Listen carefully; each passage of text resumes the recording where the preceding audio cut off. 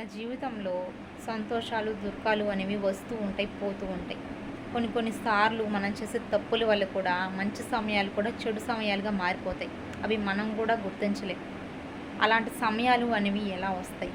అంటే మనకి కొన్నిసార్లు ఆ సమయాలు వస్తూ ఉన్నాయి అంటే కొన్ని సూచనలు అనేవి మనకి తెలుసుకోవచ్చు. అంటే మన ఇంట్లో ఊరికి అప్పు చేయడం కానీ, గొడవలు జరగడం కానీ ఇలా ఏదో ఒకటి జరుగుతూ ఉంటుంది. వీటిని బట్టి కూడా మనము వచ్చే రోజుల్లో మనకి ఏదో ఒక చెడు జరగబోతుందని గుర్తించవచ్చు. ఇలా ఎలా జరుగుతుంది అనేవి మనం ఇప్పుడు తెలుసుకుందాం.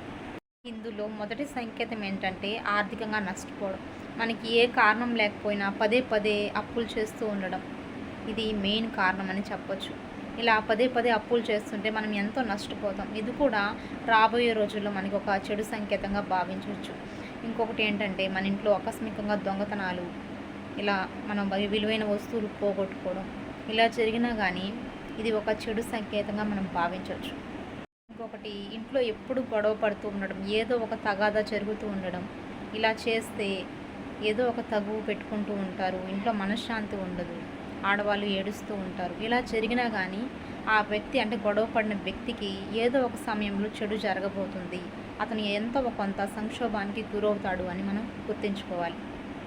కొన్నిసార్లు మనం పూజ చేసి తులసి చెట్టు అనేది ఎండిపోతూ ఉంటుంది. అది ఏ కారణం వల్ల ఎండిపోతుందో కూడా మనం చెప్పలేము.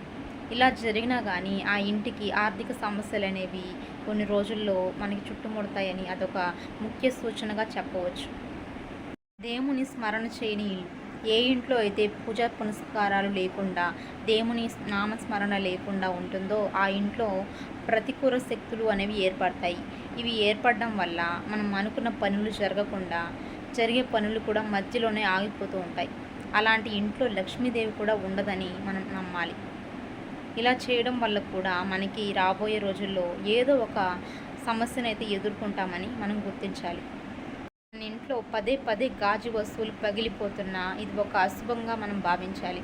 గాజు వస్తువులు అనేవి పగిలిపోతూ ఉంటే మనకి అతి పెద్ద సమస్య అనేది రాబోయే రోజుల్లో వస్తుందని మనం భావించాలి. అందుకే పగిలిపోయిన గాజు వస్తువులను ఇంట్లో నుంచి దూరంగా పారవేయడం అనేది ఎంతో మంచిది.